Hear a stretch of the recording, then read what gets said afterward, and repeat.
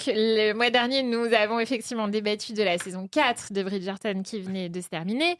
On ne connaissait pas encore l'identité du frère ou de la sœur Bridgerton sur laquelle la saison 5 allait être centrée. Maintenant, on le sait. Ce sera donc finalement Francesca. Ils avaient en gros le choix entre... Héloïse. Oui, entre Francesca et Héloïse. Je tiens à rappeler que dans le podcast, on avait dit sûrement Héloïse, non? On n'avait pas dit sûrement. On avait dit à 98%. Aubéry Mallet, non ici présente, avait dit à 98%, c'est Héloïse. Ah, mais donc voilà, si vous avez de l'argent à mettre quelque part, ne nous écoutez pas. Non mais donc, ils ont fait exprès. Ils ont écouté le podcast et après sera au centre de la saison 5 avec son histoire d'amour avec Michaela, qui est donc la cousine de son défunt mari John. Stéphanie, est-ce que c'est toi qui inaugure le coup de gueule? Alors moi, je suis pas contente du tout. Parce que déjà, j'étais prête pour Héloïse. Mais vraiment, hein, c'était sa saison. Ouais, c'était sa saison. C'était le moment. Tous les indices allaient vers ça. Elle était prête et tout. C'est un super personnage. Elle mérite sa saison. Et en plus, visuellement, j'étais déjà dans le couple et tout. Enfin, vraiment, j'y étais, quoi. Déjà, il nous annonce ça avec des photos en plus... ça te donne pas du tout envie d'y aller.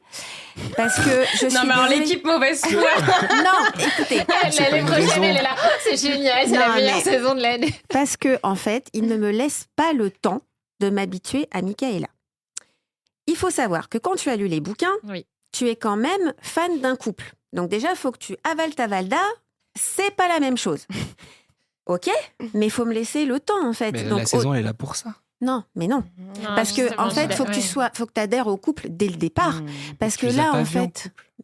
Non, mais tu vois, par exemple, en fait, comment dire? En fait, là, si tu veux, Michaela, moi, dans la première fois qu'on l'a vue, franchement, je la détestais.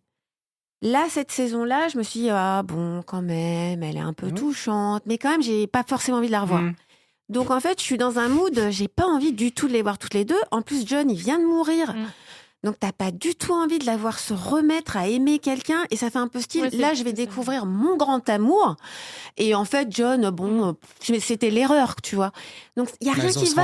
Il y a rien qui va. Et en plus, je suis désolée, hein, c'est pas méchant. Mais il faut faire un glow-up. Ah non. Ah si. Non. Là, c'est non. Il fallait faire un glow-up à Colline, ça gênait personne. Mais non, mais il fallait faire un glow-up à Colline. À qui? À Francesca ou à Michaela? Mais à Michaela, mais ça ne va pas. Mais non, mais même ses robes ne vont pas. Non, mais les premiers bouts de l'histoire de Sébastien. Non, mais écoutez-moi, rien que ses robes, ça ne va pas. Elle a pas des belles robes. Elle a tu des verras, l'année prochaine, elle sera fan, c'est bon. Non, elle a des décolletés comme ça, des manches bouffantes, ça ressemble à rien. On en parle quand tu auras vu la saison. Tu verras. Non, mais attends, Colline, on est d'accord que tout le monde était d'accord que il avait besoin d'un glow-up, c'est pas négatif. Oui, mais glow-up ou pas glow-up, moi, Colline, je l'ai détesté pareil. Hein, donc, oui, mais il y a plein de gens qui l'ont découvert. Anthony, Jonathan Bellet, il n'a pas eu un glow-up. Il n'a pas eu un glow-up. Et bah oui, mais ça change tout. Et la coiffure, je suis désolée, mais il faut un glow-up. Alors, moi, là où je rejoins Stéphanie, c'est sur le côté, il fallait laisser du temps à Francesca et à Michaela. Dans la saison 5, justement, on aurait pu avoir une saison 5 centrée sur Héloïse.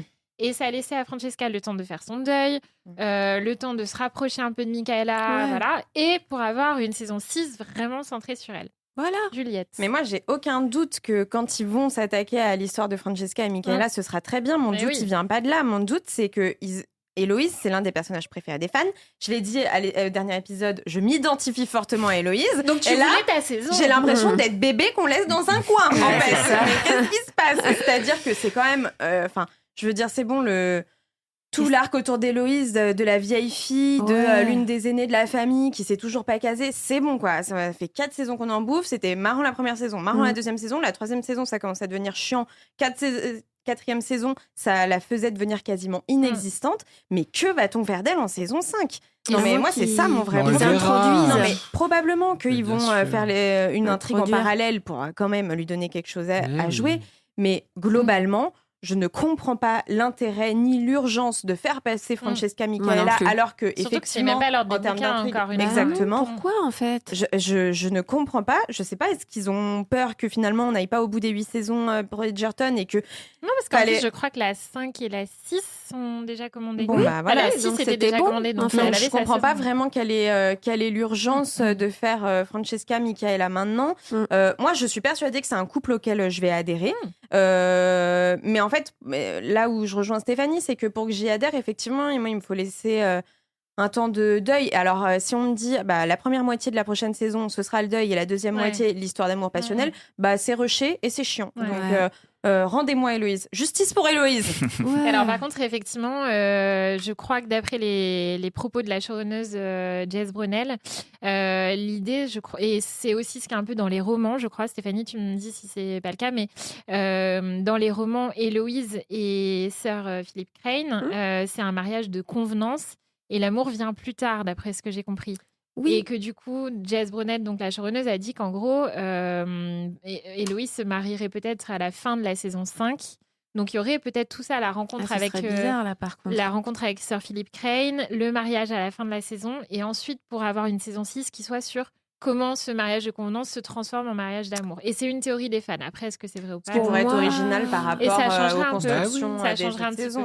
Que pour une fois, la saison se terminerait pas sur le mariage du couple principal. Quoi. Ce serait un peu bizarre parce que quand même, tout le bouquin repose sur... l'échange de lettres, pas l'échange de lettres, mais en fait...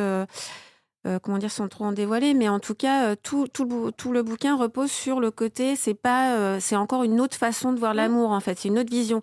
Donc, toute la série d'Héloïse, c'est ça, en fait.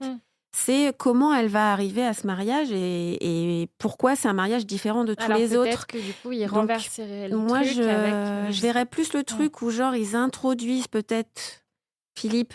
qui, lui, du coup, a une arche aussi de son côté, où il se passe quelque chose dans sa vie. Ouais. Donc, il y aurait peut-être cette arche-là qui fait qu'il rentre, il ferait connaissance, et pourquoi, voilà, il ferait connaissance et se reparlerait et tout. Et donc, une fois qu'ils se connaissent, il ferait la saison avec Héloïse. Mais je vois mal de lui faire carrément son histoire, parce que là, toute son histoire, ce serait trop éloigné des bouquins, je pense. Enfin, après, c'est une théorie, mais j'y crois pas trop à cette théorie-là. Alors, Marc et Thomas, un mot pour conclure sur ce thème. Moi, j'aime bien les mal-aimés, donc... Donc, toi, t'es content que ce soit Francesca? Qui est mal-aimé?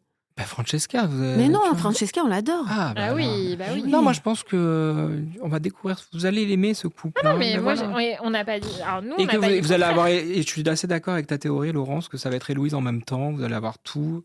Elles peuvent pas se marier, de toute façon, les Francesca. Ils vont trouver une astuce. Voilà. Donc, Bénédicte a bien épousé la plaie. De la même manière que Violette proposait à Bénédicte d'aller vivre dans son cottage tranquillement. Oui, après, là, c'est vrai ça le château en Écosse. Peut-être pas de mariage, effectivement. Et toi, Marc, alors? Moi, je suis un peu déçu pour Héloïse, mais on verra ce qu'ils font de ce personnage. C'est un peu mais... Je te sens très déçu. Je suis très déçu. Beaucoup moins que Juliette, tu vas bien le dire, mais non, vraiment, je trouve que c'est un personnage intéressant depuis le début, donc voilà. Après, on verra. Moi, j'aime bien Francesca aussi maintenant. Oui, mais Francesca, on l'a toujours aimée. Mais c'est juste, en fait, moi, je suis pas habituée à leur duo, en fait. Et tu auras cette saison pour t'habituer. Oui, mais j'ai pas envie, je suis pas prête. Ce que dit Stéphanie, pour adhérer tout de suite au couple, il y a quand même que 8 épisodes dans une saison. Si t'adhères pas tout de suite au couple, c'est un peu compliqué. Tu vois, t'es excitée dès le début, tu vois.